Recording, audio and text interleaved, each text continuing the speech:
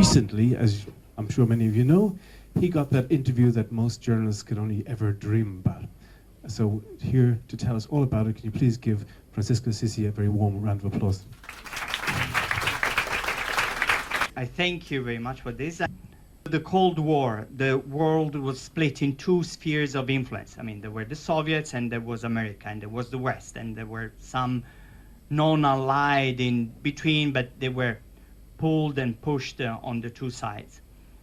Basically, it was divided, and everybody knew who was the boss, either the US or the USSR.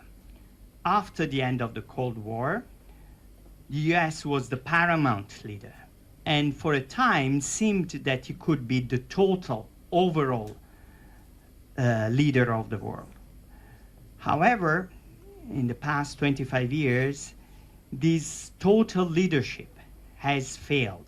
I mean, the WTO turned out not to be as successful as was once upon thought of.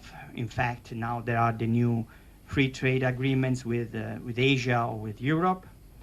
The US failed to bring peace and stability in Central Asia and the Middle East with the Afghani war and the Iraqi war. So the Jasmine Revolution also failed. And then there are new conflicts in Ukraine, new tension in Asia. So we can see that America is no longer the overall total leader. However, no competitor of the USA can either step in.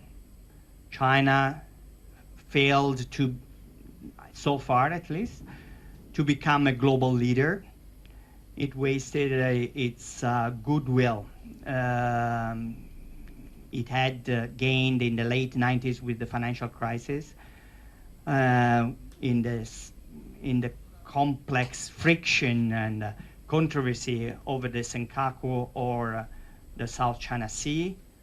Russia has also now interested in enhancing its role and its own national interests, but of course is a long way away from the role of the Soviet Union. Europe isn't there, doesn't exist. Even the big countries in Europe are not global leaders, global players, real global players. The UN is, which was supposed to be the forum to mediate all conflicts and tensions, is declining for many reasons. So is the World Bank or other institutions which were born out of the end of World War II. So naturally, I think, the Vatican, and especially this Pope, he is moving in. In a way, the Vatican also, for many years, tried to have an international role. We know that Pope Wojtyła played an important role during the Cold War. So did Paul VI. But they were part of a complex system in which America, the US, was the leader. Now, with this global order, which is so fractured, the Vatican is playing a different role as a kind of mediator, reaching out to countries which were far away from its traditional diplomacy. We saw that with Russia.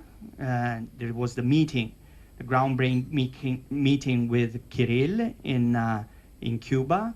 We know that because President Obama recognized it, there was the role that this Pope played in improving relationship between Cuba and the United States.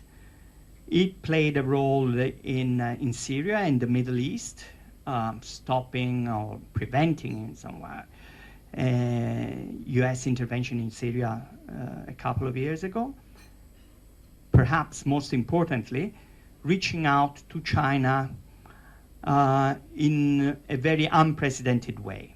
Why is unprecedented? Because in the past, the Vatican was very concerned about China, but basically because China was home of about 10, 12 million Catholics, which are less than 1% of the Chinese population, as we know. With this interview, the Pope wanted to speak to the 99% of the population, which is non-Catholic.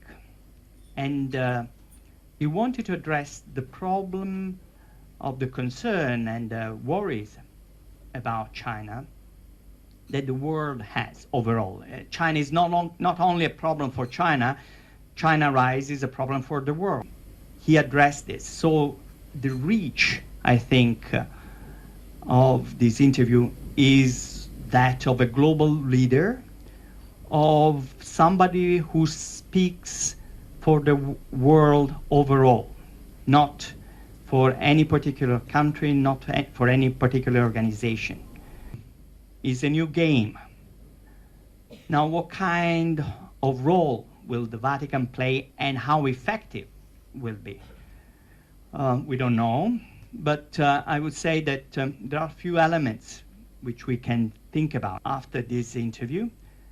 First was the huge and, to me, mostly surprisingly good reaction of the Chinese press, which was, not natural, not to be naturally expected.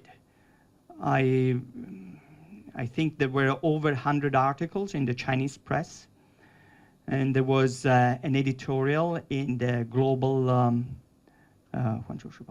Times, which was basically very good, very positive.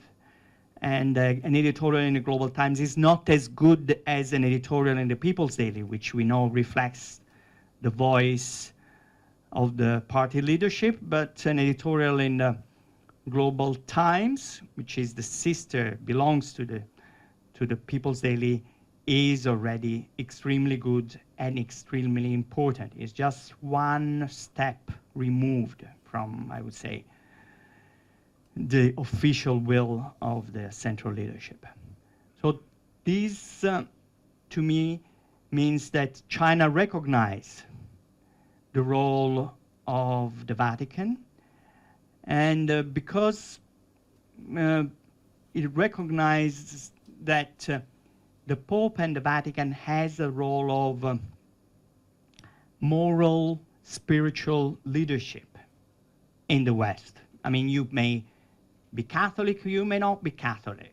You may believe and you like the Pope, or you may not like the Pope. But certainly, for many billions of people, I would say there are 1.2 billion Catholics, overall some 800 million Protestants and Orthodox, and I would say, of course, the Jews, but the Jews are few, but I would say, but also for the Muslims, I think the Pope, the role of the Pope, the role of the Vatican is very important. Again, you may agree, you may not disagree. So overall, over half of the global population looks at the Pope, and especially at this Pope, for some kind of moral guidance, and for this moral guidance to become some kind of overall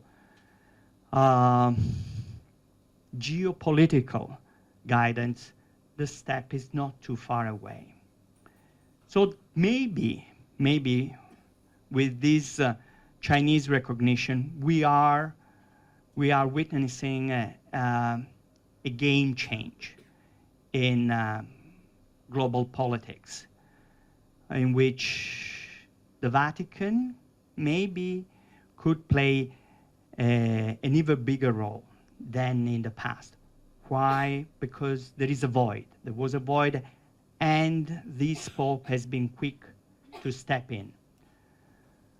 The future is for us to see and to witness, and in a way we are lucky to see this big change happening, taking place some 20 27 years after the end of the Cold War.